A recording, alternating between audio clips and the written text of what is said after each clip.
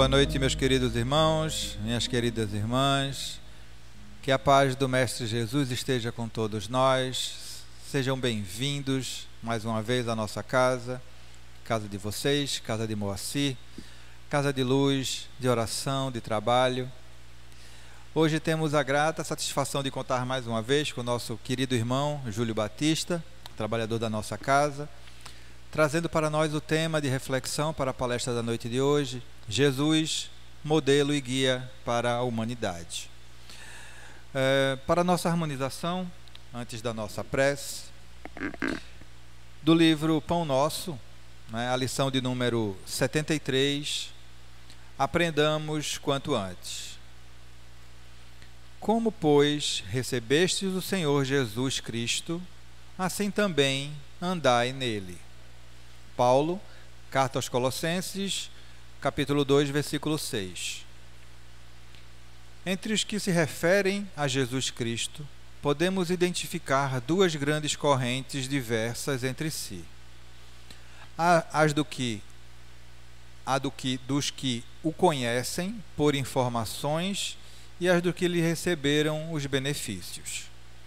Os primeiros recolheram as notícias do Mestre nos livros ou nas alheias exortações. Entretanto, caminham para a situação dos segundos, que já lhe receberam as bênçãos. A estes últimos, com mais propriedade, dever-se-á falar do Evangelho. Como encontramos o Senhor na passagem pelo mundo. Às vezes, sua divina presença se manifesta numa solução difícil de problema humano, no restabelecimento da saúde do corpo, no retorno de um ente amado, na espontânea renovação da estrada comum para que a nova luz se faça no raciocínio. Há muita gente informada com respeito a Jesus e inúmeras pessoas que já lhe absorveram a salvadora caridade. É indispensável, contudo, que os beneficiados do Cristo, tanto quanto experimentam alegria na dádiva, sintam igual prazer no trabalho e no testemunho de fé. Não bastará fartarmos-nos de bênçãos. É necessário colaborarmos por nossa vez no serviço do Evangelho, entendendo-lhe o programa santificador. Muitas recapitulações fastidiosas e muita atividade inútil podem ser peculiares aos espíritos meramente informados. Todavia, nós, que já recebemos infinitamente da misericórdia do Senhor, aprendamos quanto antes a adaptação pessoal aos seus sublimes desígnios. Que assim seja. Bela reflexão para a palestra da noite de hoje. E agora, vamos fazer a nossa prece para o início da nossa atividade. Vamos elevar o nosso pensamento ao alto. Querido Mestre Jesus, agradecidos estamos por estar mais uma vez em Tua presença, para em mais uma noite podermos sorver desse néctar bendito que é o Teu Evangelho. Que possamos hoje sair daqui um pouco melhor do que aqui chegamos. Que possamos não só compreender, como entender e, acima de tudo, praticar. Praticar como nos ensinaste, pelo exemplo, pelas nossas atitudes, pela nossa predisposição a servir. Que a Tua paz, que a Tua misericórdia possa recair sobre todos nós, encarnados e desencarnados. Que assim seja, graças a Deus. Nessa rogativa, meus queridos, damos por iniciada, com a permissão da espiritualidade maior, por mais uma atividade na noite de hoje. Passo a palavra a meu querido irmão Júlio. Pode ficar à vontade, querido.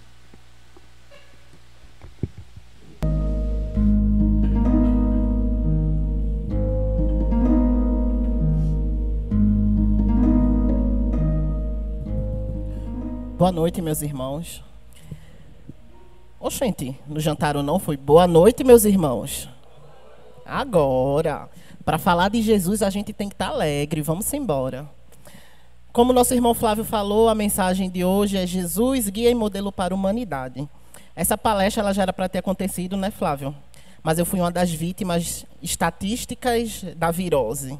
Passei 2 semanas derrubada em casa e por conta disso não pude estar aqui quarta-feira passada, mas Deus, como é providência divina, me possibilitou estar aqui hoje para falar com vocês sobre Jesus. São tempos estranhos para se viver, né? Uma onda de violência tão grande, a gente vai dormir, aí um bombardeia o outro bombardeia um, aí o outro se mete, e a gente liga a televisão, é violência, um matou o outro, o marido matou a mulher. São tempos assim de barbáries escarniantes. Pai que mata filho. Mas o que me conforta o coração é saber que nós temos Jesus como capitão desse barco. E com ele no comando nada está perdido. Isso são apenas processos necessários para a nossa evolução que nós temos que passar. E Jesus ele é conhecido como o médico das almas. Por quê? Porque quando ele veio, ele nos trouxe não apenas a cura física, mas ele também nos trouxe a cura da alma, do espírito, através dos seus ensinamentos.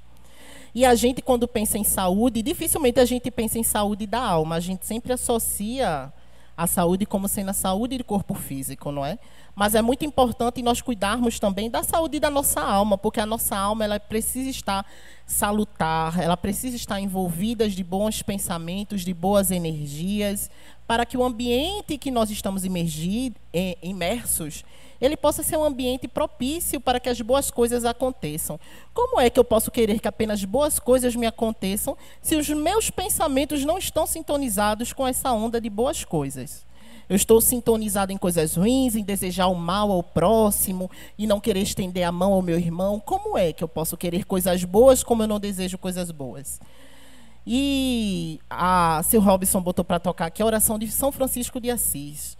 E foi muito pertinente com a mensagem de hoje, porque tem um momento que ele faz assim: Senhor, fazei com que eu procure mais, perdoar do que ser perdoado, amar que ser amado, pois é dando que se recebe. E essa é a máxima que o Mestre Jesus veio nos trazer. Amar a Deus acima de todas as coisas e ao próximo como a ti mesmo. E aí eu lanço a pergunta: você está amando o próximo como se ama? E antes de você responder essa pergunta, eu lanço outro: você se ama? A gente dificilmente pensa: meu Deus, será que eu me amo? Eu amo. Você se ama? Levando essa vida desvairada que você leva às vezes de excessos, que vão ser refletidos no futuro em coisas prejudiciais no seu corpo físico, que é o barco sagrado que nos foi dado pela espiritualidade para vivermos nossa missão aqui na Terra. É assim que a gente cuida desse veículo. Então, essa é a reflexão que a gente tem que fazer. A gente vai ver hoje que essa mensagem ela nos coloca num papel de reflexão conosco, de saber qual é o caminho que nós estamos trilhando, porque eu sempre que eu posso, eu falo.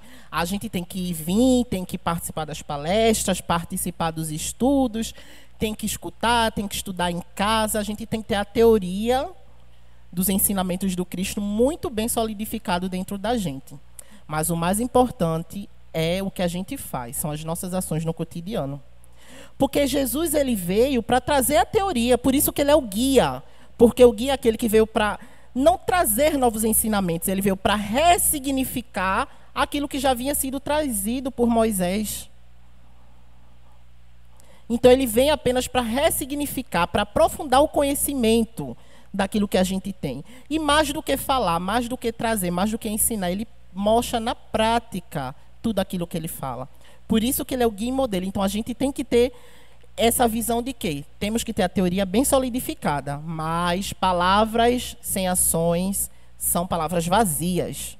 Se a gente não se dispõe a estudar, aprender e colocar em prática a partir do momento que a gente sai ali pelo portão, esses ensinamentos que Jesus nos traz, Não adianta muita coisa. Eu sempre digo, é muito bom a gente ser muito gentil, muito simpático, muito amoroso aqui dentro do Moacir. É maravilhoso. Agora o desafio é em casa, quando chega em casa. Será que eu sou amoroso com meu filho, com minha filha? E aí? Com minha mãe, com meu pai? É isso que importa, porque nós estamos nessa jornada e muitas vezes esses que nos circundam são aqueles inimigos de outrora, que nós estamos hoje com eles para resgatar nossas pendências de vidas passadas. E a nossa missão, quando nós somos agrupados como família, é amar. Porque se eu não consigo amar alguém que está dentro de casa comigo, como é que eu vou amar alguém na rua? Se eu não me amo, porque eu não cuido de mim, eu não procuro as coisas boas, as coisas salutares para mim, eu não amo minha família, eu não consigo amar o meu filho, eu não consigo amar a minha irmã, eu tenho raiva, eu tenho ódio, eu só tenho palavras que agridem, palavras que machucam. Mas, e eu não me amo, não amo minha família, como é que eu vou amar o outro lá na rua? E aí? A gente sempre fala assim, quando você estiver passando por um momento difícil, pense o que faria Jesus. E sempre parece uma coisa tão abstrata, né? Porque a gente fala, o que faria Jesus? Eu já parei para estudar sobre Jesus, sobre o que ele faria, como foi a vida dele, qual foi a mensagem que ele veio trazer. Então, hoje, espero que minimamente dentro do nosso tempo, que infelizmente parece que quando a gente está aqui, ele corre, ele voa, 50 minutos passam em 15, eu espero que a gente consiga ter essa compreensão dessa mensagem. E aí a nossa jornada ela começa na questão 625 do Livro dos Espíritos, quando Kardec ele vai perguntar, ele vai inquirir a espiritualidade. Qual é o tipo mais perfeito que Deus tem oferecido ao homem para servir de guia e modelo? E a resposta, se não a mais curta, uma das mais curtas do Livro dos Espíritos é: vide Jesus, ou seja, veja a Jesus. Ele não pede, acredite em Jesus, siga cegamente Jesus, adore a Jesus. Ele pede, veja, analise, estude Jesus, compreenda a sua mensagem. Então, você vai internalizar a mensagem dele e vai colocar em prática. Essa é a proposta da espiritualidade para a gente quando se fala em Jesus. E Kardec ainda complementa. Para o homem, Jesus constitui o tipo da perfeição moral a que a humanidade pode aspirar na Terra. Deus nos oferece como o mais perfeito modelo a doutrina que ensinou. É a expressão mais pura da lei do Senhor. E por que Kardec completa dessa forma? Porque nós vamos ver mais à frente o seguinte, que Jesus, ele não é um ser dotado desse caráter divino, como nós imaginamos. Jesus, ele é um espírito que, assim como nós, partiu do mesmo ponto que nós um dia partimos, simples e ignorantes, e ele trilhou o seu caminho até atingir a angelitude. Jesus é um espírito que ele é considerado um espírito de primeira ordem, que são os espíritos puros, que são aqueles que já passaram por todas as provas, as expiações, já superaram todos os desafios da matéria, e hoje, a sua... Me fugiu por causa do susto, mas vou lembrar. Então, Jesus, ele é esse espírito puro, que já se sublimou como espírito de primeira ordem, é o nível mais elevado que um espírito pode atingir na escala dos espíritos. Nós somos classificados ainda como espíritos de terceira ordem, que são os espíritos imperfeitos. E entre nós e abaixo de Jesus existe outra ordem, que é a segunda ordem, que são os espíritos bons.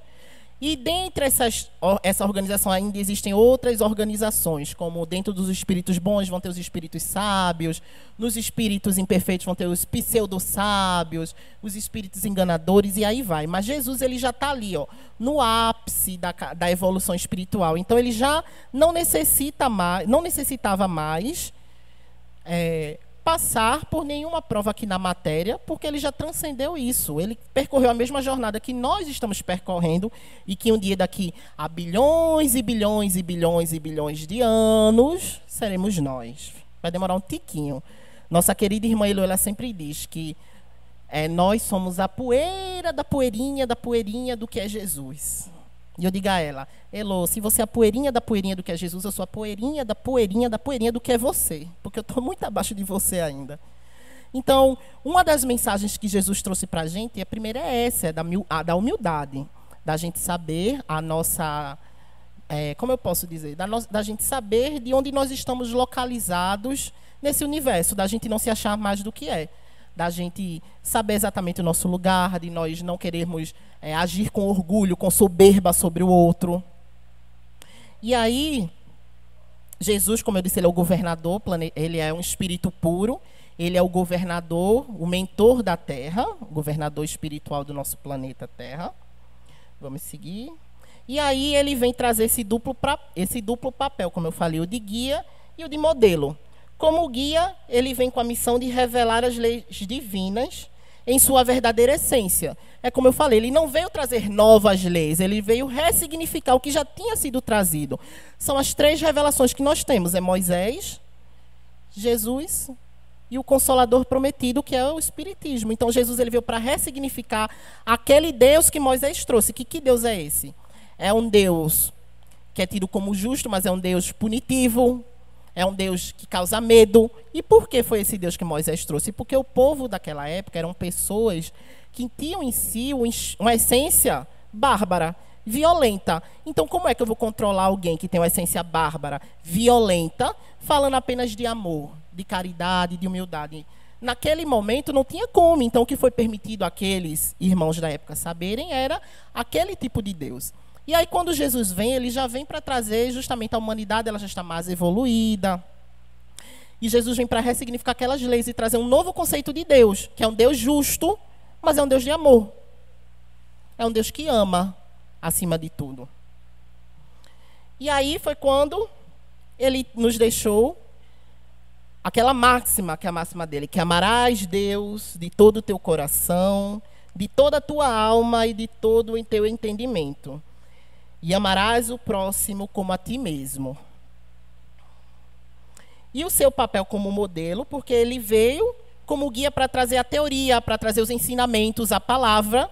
E como modelo ele veio para quê? Para ele deixar definido o padrão, o caminho que a gente tem que seguir. Porque, por exemplo, se eu vou fazer uma redação, eu tenho que saber um modelo de redação para eu me basear, não é? Alguém não pode chegar assim, Júlio, faça uma redação dissertativa argumentativa. E o que é isso? Como é que faz? Quais são os caminhos? Por onde eu começo? Por onde eu tenho que passar? Como é que eu termino? Então, se eu não tenho essa fórmula do que fazer, eu não sei fazer. Então, ele veio para trazer a palavra, para ressignificar a mensagem, mas ele também veio para mostrar na prática. Veja, mesmo sem precisar, porque ele já é um espírito puro, ele não precisava, ele veio para depois ninguém dizer, como é que eu vou fazer? Vai estudar Jesus que você vai saber, porque ele veio.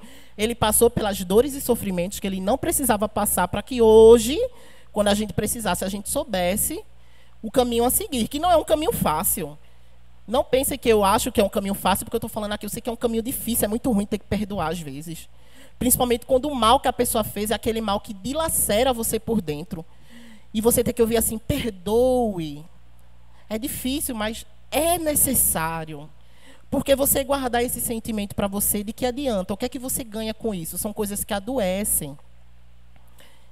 Esse sentimento negativo é uma coisa que adoece, essa raiva. Existe um estudo da Sociedade Brasileira de Cardiologia que ele mostra que muitos pacientes que acabam desencarnando por infarto fulminante foi porque, momentos antes deles serem acometidos pelo infarto, eles tiveram uma raiva muito grande. Eles só tiveram uma raiva muito grande e o coração parou, foi um infarto fulminante. Então veja a magnitude que esses sentimentos ruins podem repercutir no nosso corpo. Aí eu pergunto a vocês, vale a pena você perder sua paz, você perder sua tranquilidade por causa disso, por causa de uma coisa que depois, quando a gente supera, ou quando a gente se dispõe a sair, como eu falo às vezes, dessa zona do coitadismo, que é uma coisa que eu sempre falo, porque a gente sempre bota a culpa no outro. Porque o outro é o errado, foi o outro que fez, foi o outro, eu sou a vítima, meu Deus, o Senhor viu que eu sou a vítima. Mas às vezes, quando a gente se dá a oportunidade de sair dessa zona do coitadismo, do vitimismo, a gente vê que a gente tem nossa parcela de culpa. Porque quando um não quer, dois não brigam. Então, Logo, eu tenho minha parcela de culpa aí. Então, esses sentimentos, eles são coisas que são deletérias para nós. Tanto é que Jesus, ele veio com sua máxima de perdão, de amor, mas ele também reconheceu que nós estamos no momento da nossa evolução em que nós, inerentemente ao nosso ser, nós vamos acabar nos ferindo, nos machucando, mas ele vem para pregar essa lei de perdão como a única saída para se desvencilhar disso. Porque às vezes eu fico tão preso naquele sentimento e eu carrego aquilo por tanto tempo que às vezes aquilo pode virar uma obsessão, um problema que eu vou carregar para outra vida e que eu não vou saber o motivo, e só depois lá na frente que a gente vai descobrir. E muitas vezes a gente não quer nem saber, a gente só quer chegar no centro espírita e deixar o problema lá e depois ir embora para casa. E as coisas não funcionam assim, entendeu? Tudo parte de um princípio de que nós temos que nos melhorar como pessoas. E aí, como eu falei, como modelo, ele vem para aplicar os seus próprios ensinamentos em cada circunstância da vida. E então a exortação que diz: observai o vosso modelo Jesus, é um chamado para alinhar as nossas ações com as dele. Seguir um caminho diferente do seu exemplo é, como adverte a razão, colocar-se na contramão lógica, semeando espinhos que inevitavelmente resultarão em dores e decepções. É o que a gente acabou de falar, tá vendo? Então, a gente ir na contramão do que o Cristo nos propõe e nos ensina, a gente só está criando problema para nós mesmos. E quando Jesus fala de perdão, ele fala que o perdão ele tem que ser verdadeiro. Não adianta a gente perdoar da boca para fora. Tem que ser um perdão verdadeiro. E o que é esse perdão? É eu querer estar de conchavo de novo. Vamos supor, Flávio me fez um mal muito grande, eu estou com ódio, eu não quero ver Flávio na minha frente. E aí, um dia eu vou perdoar Flávio, mas vai ser da boca para fora. Quando o Flávio se virar, eu vou ficar, vai acontecer isso, aquilo, desejando mal de Flávio. Isso não é perdão. O perdão ele tem que ser verdadeiro, ele tem que ser de coração. Eu não quero conchavo com Flávio, mas eu não desejo mal de Flávio. Ponto. Esse é o perdão. Você, pelo menos, o mínimo é não desejar mais a vingança, o mal ao outro. É você dizer: meu irmão, lhe perdoa, siga em paz o seu caminho, e não desejar nenhum mal. Pelo contrário, se possível, deseje o bem daquele irmão. Isso é o perdão. Se você vai reatar um estilo de convivência com aquela pessoa que você teve em outrora ou não, isso é uma escolha sua. O importante é perdoar. Ah, mas eu perdoei, eu fui falar com fulaninho. Quem causei uma raiva em Flávio. Outra situação. E Flávio ficou com muita raiva de mim. Mas eu reconheci que eu errei. Flávio também errou, mas eu errei. E eu vou lá e, poxa, Flávio, me perdoa aí. Flávio, não perdoo. Você fez sua parte, não fez? Você me pediu perdão, não foi de coração, não foi de verdade. Pronto, agora é com Flávio e a espiritualidade, ele que se resolva, porque a minha parte eu fiz, não desejo mal, entendeu? E aí, esse é o modelo de perdão que Deus traz pra gente. E aí, como a gente já falou, quem era Jesus? Um espírito puro, governador e arquiteto da terra, um membro de uma comunidade de espíritos puros e eleitos, que eles regem, eles governam o nosso sistema solar. Todas as vidas que estão aqui, nos seus diferentes níveis de evolução, são regidos por essa comunidade de espíritos puros e eleitos, do qual Jesus faz parte. E só houveram, segundo nos é informado, 2 momentos em que esses grupos de espíritos eles se reuniram para deliberar. A primeira dele foi na formação do nosso orbe, da nossa Terra. E a segunda vez, e a última até então, foi no momento de decidir sobre a vinda do Cristo para servir justamente como guia e modelo para nós. Então, nós temos que ter esse entendimento de que a sua jornada se iniciou como a de todos nós, na simplicidade e na ignorância, e através de um trabalho árduo, que com certeza demorou não sei quantos milhões, bilhões, porque o tempo para a espiritualidade é diferente do tempo para nós. Para nós é uma eternidade, mas para eles é uma fração de segundos. Mas através do seu trabalho, Jesus conseguiu subir na hierarquia e hoje é um dos governadores do nosso planeta. É o governador, na verdade, do nosso planeta. Então, se ele conseguiu e ele veio para ser nosso guia e modelo, isso quer dizer que nós vamos conseguir também um dia. Mas isso vai exigir de nós sacrifício, abnegação, vai exigir de nós força e perseverança. Vai exigir de nós justamente aquilo que diz São Francisco na sua oração, que nós possamos amar antes de ser amados. Porque muitas vezes a gente diz assim: Senhor, eu quero ser forte. Eu quero ser muito forte para enfrentar as dificuldades da vida. Me faz forte.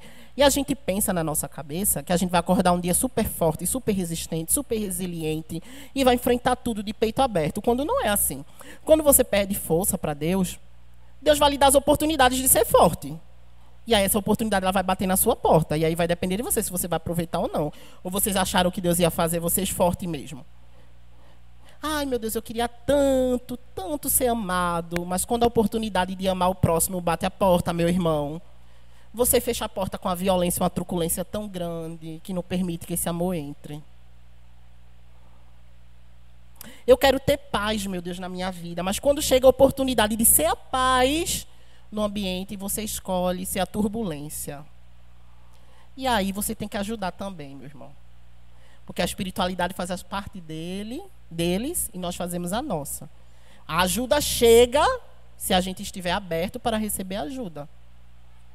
Se a gente não se abre para receber essa ajuda, esse auxílio, não há trabalho que vá ter um resultado. Vai ter, mas não tão efetivo do que nosso mérito, que é outra grande mensagem do Espiritismo, é a questão do mérito. É você conquistar as coisas pelo seu mérito. Então, as coisas não vão cair magicamente do céu, porque a gente deseja. Tem que ter nosso mérito ali, entendeu? E Jesus, ele vem também para nos falar um pouco disso. E aí, como nós falamos, temos a primeira revelação com Moisés, os 10 mandamentos. A nossa segunda revelação com a vinda do Cristo para ressignificar aquilo que já tinha sido trazido para nós, atribuir novos significados e novas formas de ver, trazer esse Deus de amor. Mas chega também o Espiritismo como a terceira revelação, que é o Consolador Prometido. E aí a gente vê uma mudança, porque enquanto a primeira e a segunda revelação, eles eram assim, do ponto de vista de nosso ponto de vista daqui, um trabalho de pessoas, era um trabalho de Moisés, na primeira revelação, e do Cristo na segunda. O Consolador Prometido, ele já vem como sendo um trabalho de uma coletividade de espíritos, que vem justamente com essa proposta de nos alavancar moralmente. Não é? Então, o Consolador Prometido, ele veio para relembrar e explicar os ensinamentos de Jesus em sua essência, livre dos dogmas e das interpretações humanas. Ou seja, ele vem para aprofundar mais ainda aquilo que Jesus já trouxe, porque nós agora já somos dotados de uma forma de pensar mais robusta, que nos permite entender novas coisas. E assim vai ser na história da humanidade. Quanto mais nós nos preparamos para absorver, nos habilitamos para ter acesso a novos conhecimentos, esses novos conhecimentos vão se apresentar para nós. Porque imagina você pegar um bebê de 2 anos e tentar ensinar ele a fórmula de Bhaskara. Ele vai entender o que é a fórmula de Bhaskara? Ele não vai entender. Por quê? Porque você precisa ter uma maturidade de raciocínio, de pensamento. Você precisa de um conhecimento prévio que foi construído na matemática básica para que você possa ir avançando e construir os conhecimentos mais complexos. E da mesma forma é. Muitas vezes a gente até quando se propõe a fazer um estudo do Espiritismo e de Jesus, a gente quer ir logo para o avançado. A gente não quer ir para o básico. E aí quando a gente chega no avançado, a gente fica, meu Deus, o que é isso? Que linguagem é essa? Porque eu sou muito sério a vocês, quando eu pegar a Gênese e obras póstumas para ler, eu já vou assim, ó. Porque é uma linguagem que ela é mais rebuscada, dá um trabalho para entender. Às vezes eu vou lá pegar o dicionário para entender o que aquela palavra quer dizer. Então, às vezes, a gente tem que ter calma e começar do básico, né? Não dar um passo maior que a perna. A gente vai do princípio, do começo, devagarzinho. E aí Jesus veio com 2 mensagens centrais. A da humildade e a da caridade, que elas são antítese ao que é dito, que são os grandes chagas da humanidade, que são o orgulho e o egoísmo. E é incrível como a gente encontra gente orgulhosa e melindrosa e com coisa besta.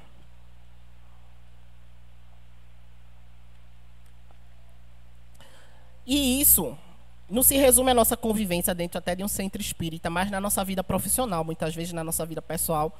Às vezes você vê alguém que dá um conselho, ajudar, ensinar uma nova forma de fazer algo que já é feito, que vai facilitar a vida da pessoa, mas a pessoa é tão orgulhosa que ela não aceita, porque ela já faz assim há tanto tempo, por que ela vai mudar? E às vezes você vai com um coração tão bom para ajudar e dar um banho de água fria, né? Que você vai assim, pessoa, não sai daqui, eu já faço há 30 anos isso e vai vir você me ensinar? Aí você fica, meu Deus do céu, eu queria ajudar. Ia poupar o seu tempo 10 vezes mais. Então, assim, tem gente muito orgulhosa e melindrosa ainda. E não é só com isso, é com coisas bestas mesmo. Pessoas que muitas vezes não aceitam ser corrigidas, mesmo que essa correção seja com amor, porque até para isso a gente tem que ter cuidado, quando a gente for tentar fazer uma corrigenda de alguém. Eu costumo dizer que se você não tem intimidade e não tem a capacidade moral de o fazer, não faça. Até porque as pessoas são melindrosas, não aceitam. E eu, pelo menos eu, na minha vida toda, em todos os aspectos, sempre isso. Ó, se eu fiz algo de errado, pode dizer. Pode reclamar, eu não estou nem aí, porque se ninguém reclamar, eu não vou aprender, não vou melhorar nunca. Às vezes eu estou fazendo uma coisa que na minha concepção é certa, mas que não é. E aí chega alguém para falar, ó, Júlio, não tá legal isso aí, eu vou ficar com raiva, eu vou me melindrar, porque eu recebi um conselho para o bem. Agora, óbvio, tem que ser uma crítica construtiva, né? Não vamos chegar com aquela crítica que, em vez de levantar, afunda mais a pessoa, pelo amor de Deus, vamos ter o bom senso. Por isso que eu digo, se você não tem forma de falar, se você não tem autoridade moral para falar, não fale. Delega a função a outra pessoa que você sabe que tem essa competência. E aí Jesus ele vem com essa missão dupla, ele traz esses dois ensinamentos para a gente, né? A humildade e a caridade. E a humildade ela é explicada por Jesus desde o seu nascimento. Porque quando foi anunciada a vinda de um Messias, as pessoas pensavam que esse Messias ia ser um autocrata, um ditador rico, dono de muitas terras. E quando Jesus veio, ele não foi nada disso. Ele nasceu num berço mais simples que tem, uma manjedoura. Ele viveu uma vida extremamente simples. E até determinada fase da sua vida foi uma vida silenciosa. Então ele veio com essa missão de falar da humildade para mostrar a gente que o verdadeiro valor ele não vai residir em bens materiais ou em status sociais.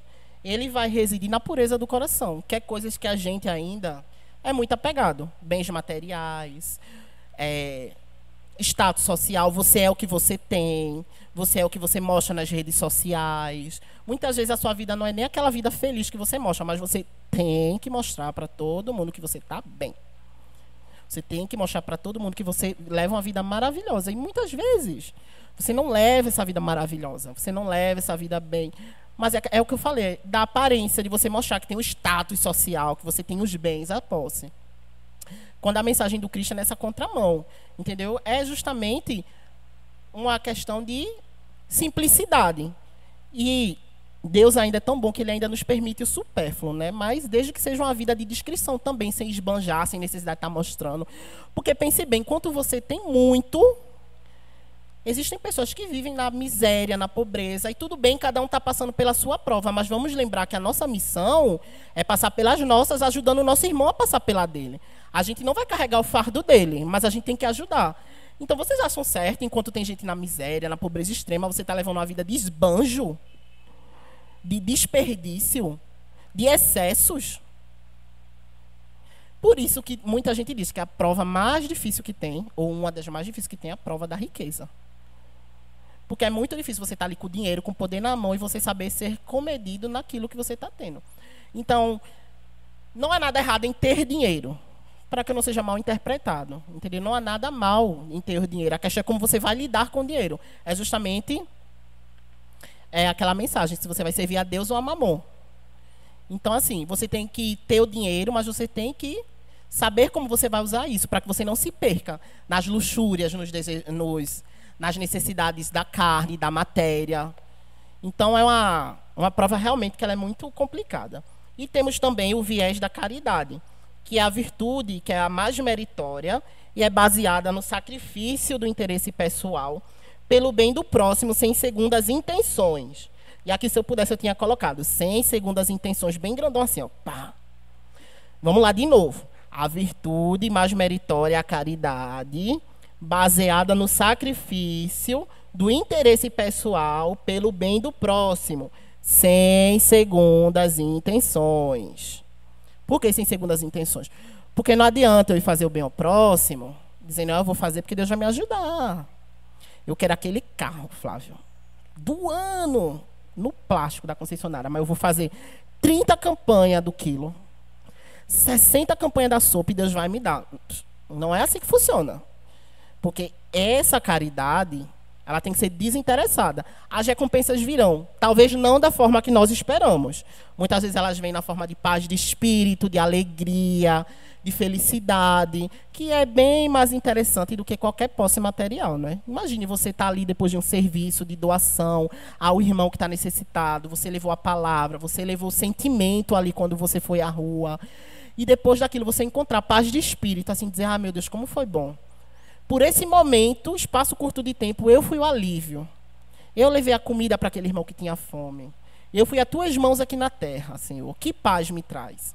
Então, é justamente isso que essa passagem quer dizer. A caridade é trabalhar em prol do próximo sem interesse. Abrindo mão, muitas vezes. A gente abre mão de coisas que tinha para fazer, de lazeres, para estar servindo ao próximo. Mas isso tem que ser desinteressado. Entendeu? Se você vai fazer alguma campanha de ajuda, alguma campanha de rua com interesse de obter benefícios próprios, se seu principal motivo é esse, repense sua estratégia, porque não vai rolar. E aí essa caridade ela também é descrita no Livro dos Espíritos, na questão 886, quando Kardec ele inquire: qual o verdadeiro sentido da palavra caridade? Como a entendia Jesus? E a resposta da espiritualidade é: benevolência para com todos, indulgência para com as imperfeições dos outros, perdão das ofensas. E essa definição tríplice, isso já é um comentário que vem abaixo da questão. Essa definição tríplice eleva a caridade muito além da simples esmola material. Trata-se de uma disposição ativa da alma. Desejar o bem, ou seja, a benevolência, é eu desejar o bem do meu próximo. Ser tolerante com as falhas alheias, a indulgência, ou seja, quando o irmão me falhar com algum momento, me fizer algo que me magoe, que eu seja indulgente com ele, que eu perdoe, desculpe.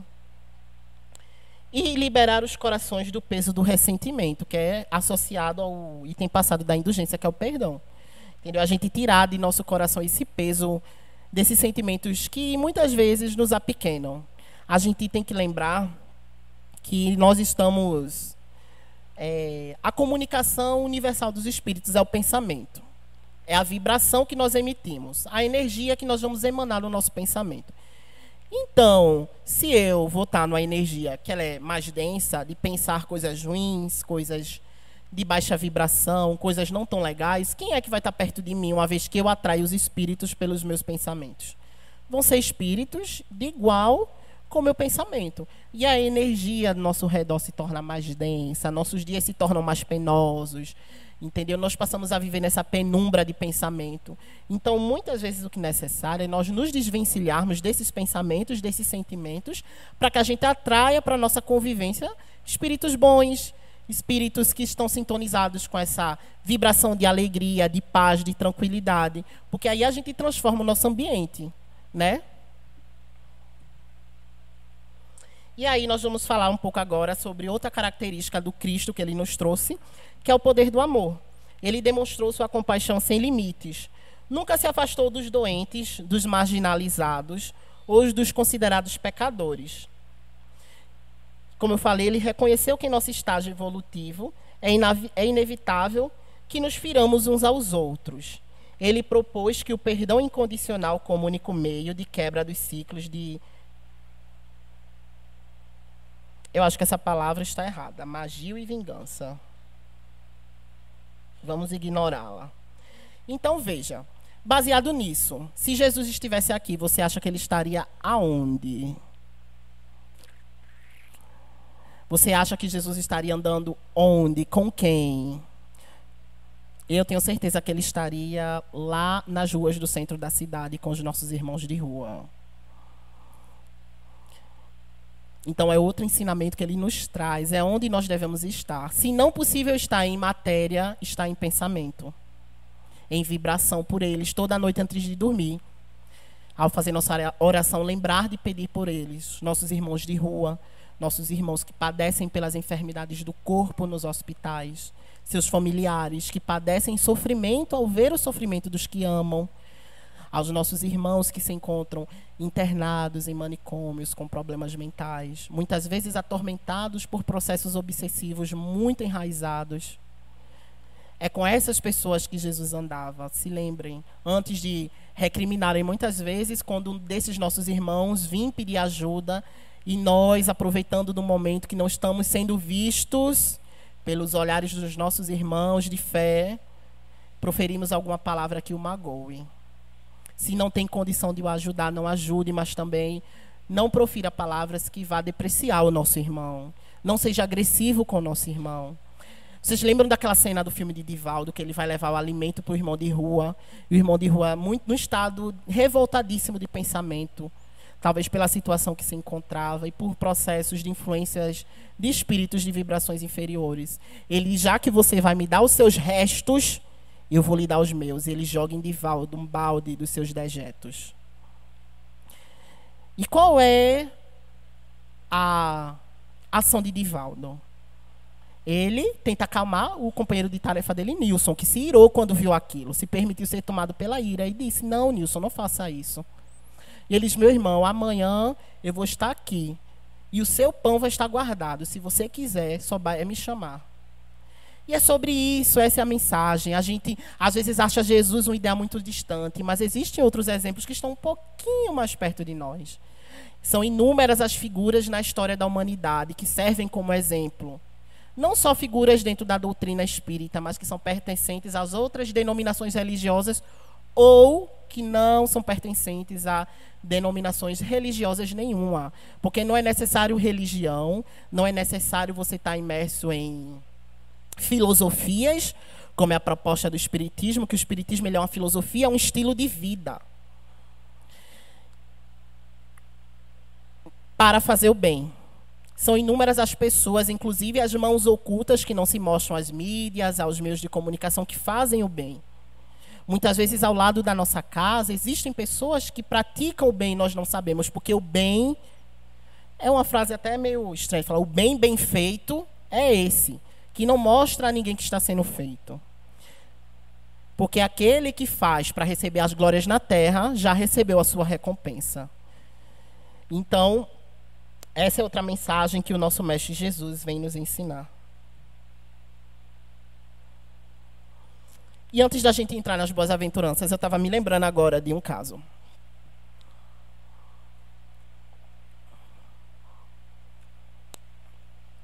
De uma irmã, estava no meu TikTok um dia. Tem horas que eu gosto muito do meu TikTok, só aparece mensagem boa. De Jesus, de espiritismo, falando de coisas boas. E foi uma madrugada feliz essa, porque só aparecia a mensagem de uma determinada irmã, que ela é católica. Não me recordo o nome dela. E ela estava como se fosse um congresso, falando sobre as experiências de vida dela. Ela é uma médica, e ela disse que nesse dia ela estava de folga. E ela disse que ela estava de folga, não ia receber ninguém de manhã em casa, os familiares dela iam vir visitar ela à tarde. E ela falou assim: Jesus, estou de folga, vamos ali na padaria tomar um café comigo? E ela disse que foi. Foi.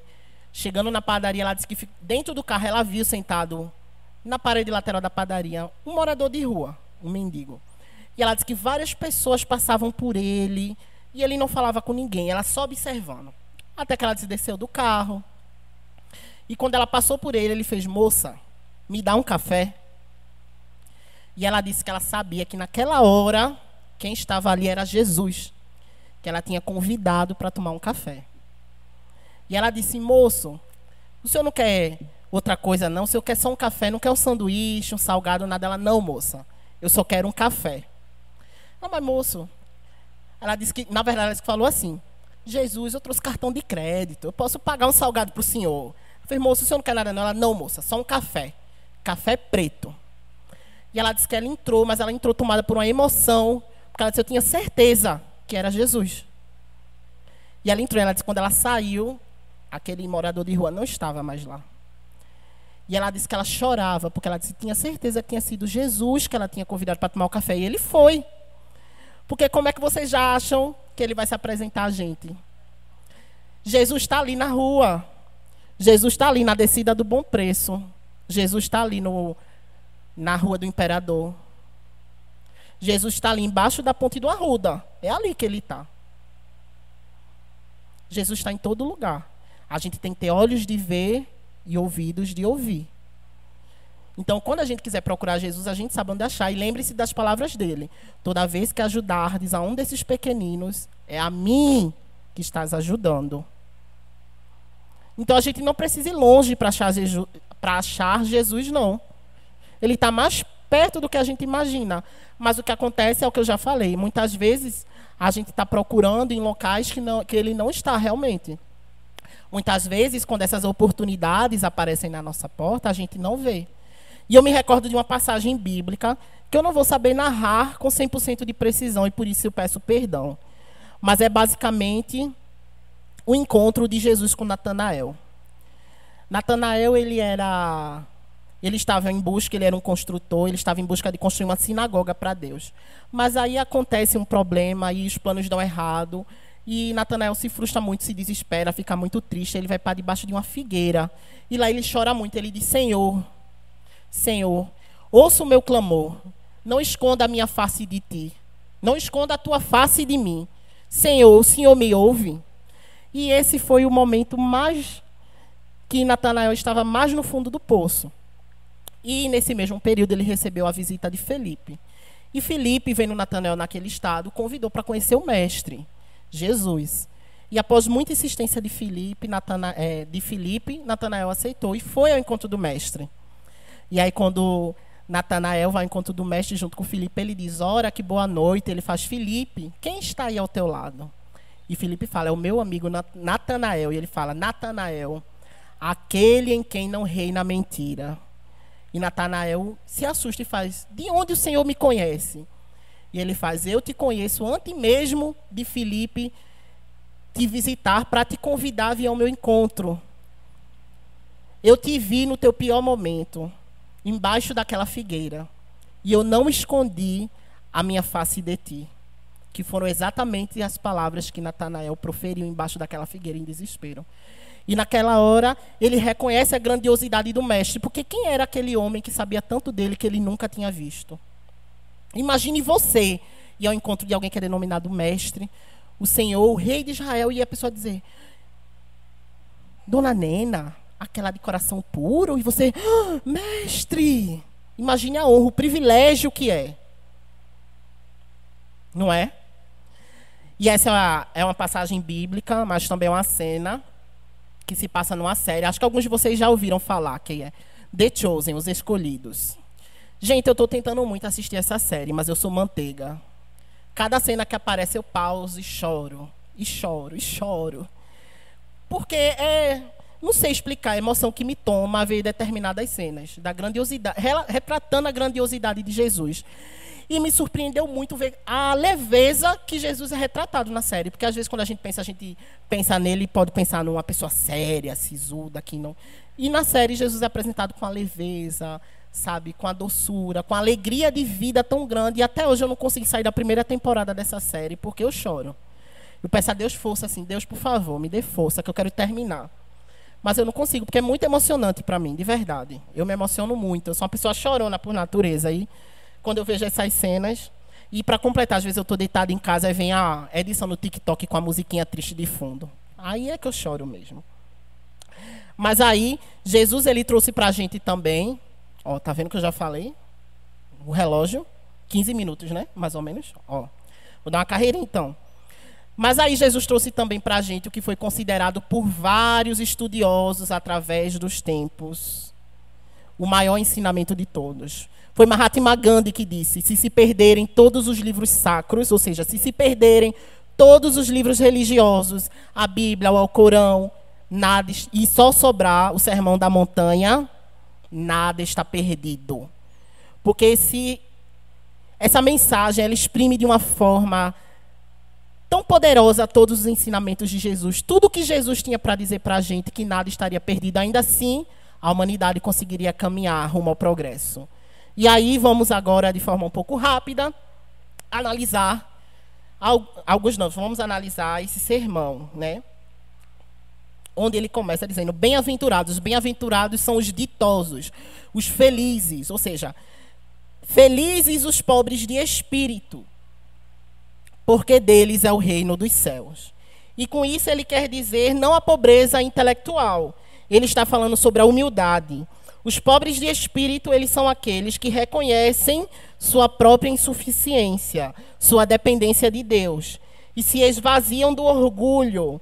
Essa humildade é a condição primordial para todo o progresso, pois apenas aquele que se reconhece necessitado de aprender, está apto a receber o conhecimento. É a nossa missão primordial, é aprender. É aprender, estamos aqui para aprender sempre. Nunca ache que você saiba demais. Por mais que você saiba, sempre há algo que você não sabe. Isso é em todas as esferas da sua vida. Seja na vida pessoal, seja no seu trabalho, na profissão que você escolheu exercer, na sua vida filosófica, religiosa, sempre há mais para aprender. É importante a gente ir em busca de aprender. Porque como é que a gente vai progredir se a gente não aprender? E mais importante de tudo, vamos lembrar, Jesus foi guia e modelo. Ele foi teoria e foi prática. Não adianta eu aprender e não colocar na prática. Lembrem-se que aqueles que são conhecedores da palavra será cobrado o dobro do que aqueles que não conhecem, porque eles já são conhecedores. Eles já têm o cerne do conhecimento, então deles será cobrado mais. Então vamos vigiar as nossas ações. Cada dia que a gente entra aqui, aprende algo novo e sai, será cobrado mais de nós, porque nós já somos conhecedores. Felizes os mansos, porque eles herdarão a terra. A mansidão aqui ela é sinônimo de brandura, de paciência. É a ausência da violência. Os mansos, eles herdarão a terra, porque no futuro, quando o planeta se regenerar, apenas espíritos pacíficos e fraternos poderão nela habitar. Nós sabemos que o nosso globo ele enfrenta um processo de regeneração. E tem uma amiga nossa, Milena, que ela diz que nós já estamos na expulsória. Então, nós temos que nos atentar mais, porque muitos dos espíritos que aqui vivem, que estão desencarnando e que não possuem as qualidades para continuar aqui, estão sendo convidados obrigatoriamente a irem para outros globos que se encontram na mesma fase da Terra ou em condições menos elevadas, para que assim eles possam ajudar os nossos irmãos na marcha do progresso.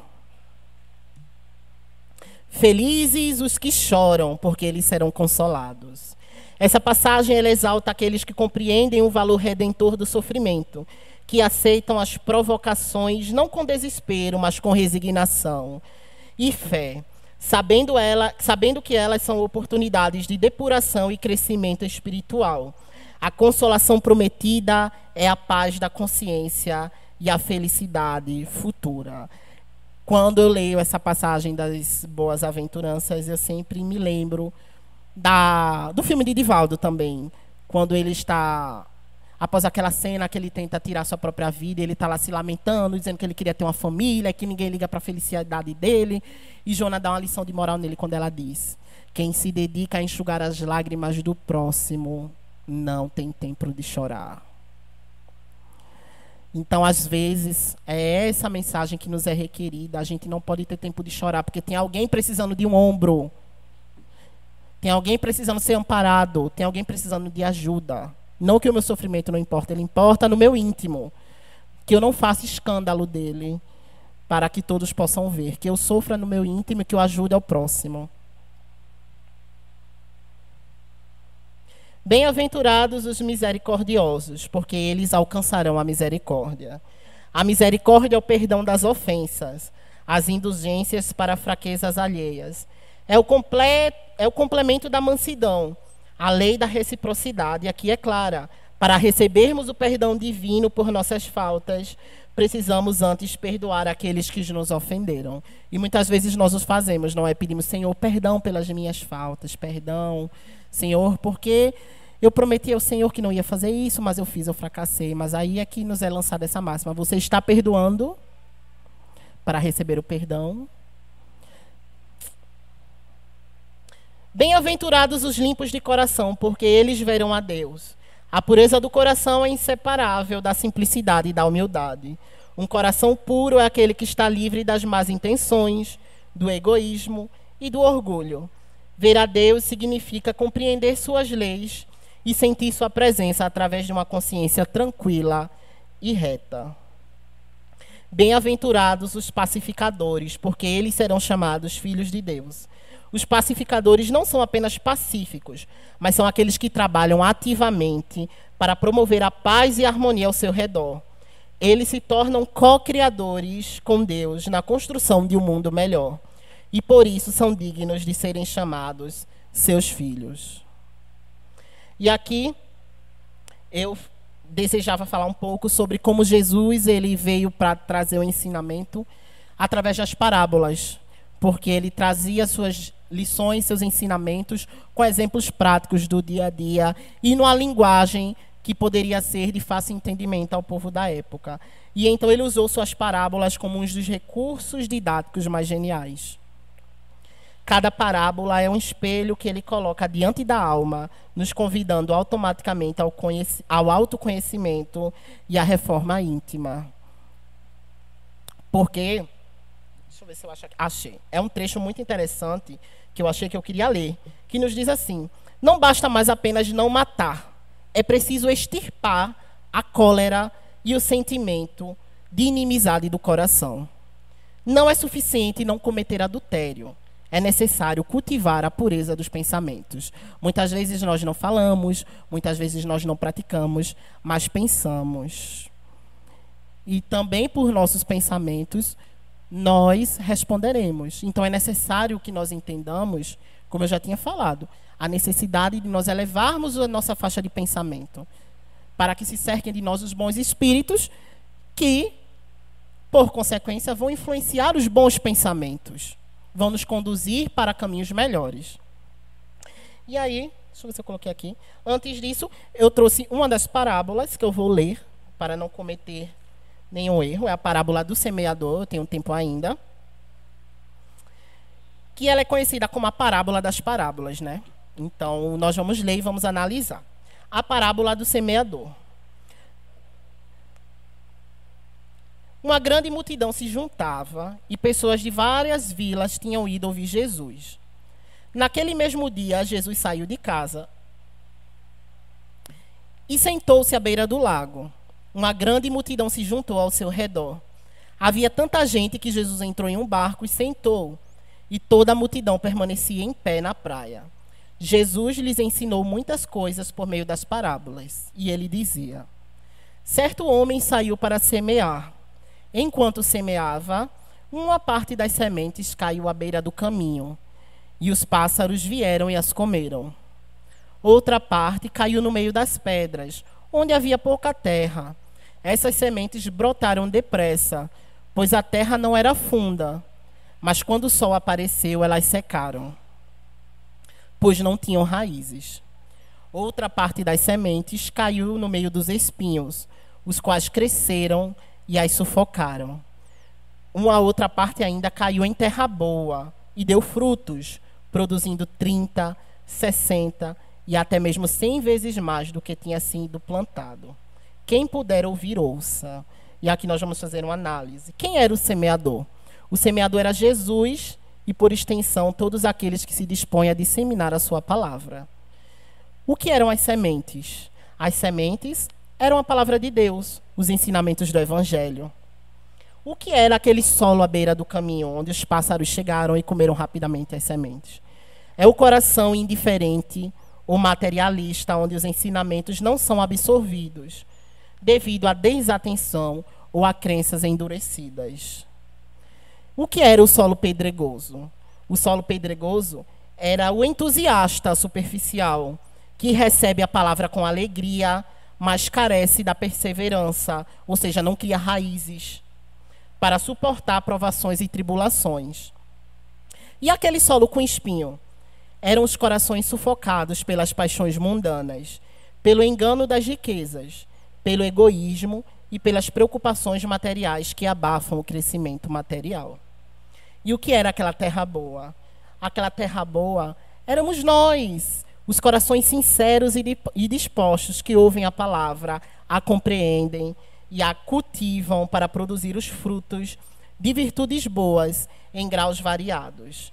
E aí, a autoanálise que eu proponho que nós possamos fazer hoje, amanhã e durante o resto da nossa semana é: qual é o tipo de solo que está em meu coração? Eu estou permitindo que as sementes do Evangelho germinem, cresçam e frutifiquem em mim. Quando nós fizermos essa avaliação, nós vamos ter aí um guia de correção.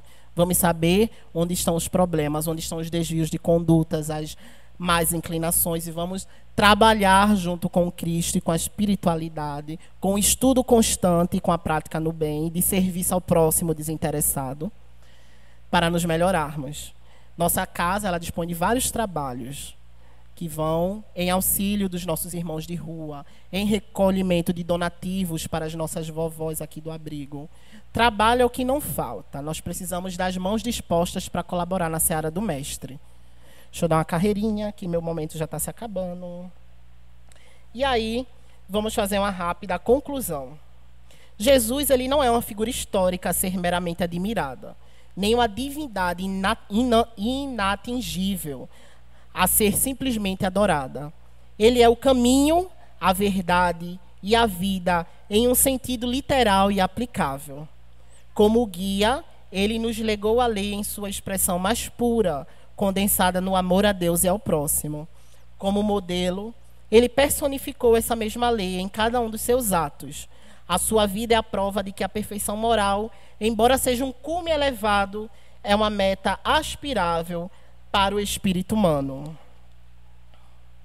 A missão de Jesus, portanto, se completa em nós.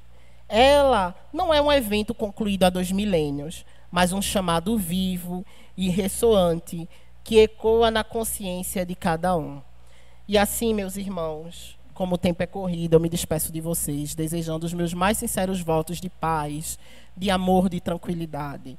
Que nós não deixemos as oportunidades que são diversas, que se apresentam a nós, passarem. Que nós estejamos dispostos a estender o braço amigo ao nosso irmão necessitado. Muitas vezes está dentro da nossa casa, é o nosso vizinho, é alguém que nós encontramos no ônibus, que puxa uma conversa porque está desesperada, precisando conversar e não escuta ouvidos. Então, toda vez que nós tivermos dúvidas de como proceder mediante determinadas situações, lembremos, Jesus, guia e modelo. Ele veio para trazer para nós um conjunto de ideias, de missões. Ele veio trazer o caminho certo para seguir. Basta nós buscarmos a Ele, buscarmos aprender com Ele e seguir a Ele. Que Deus nos abençoe hoje e sempre.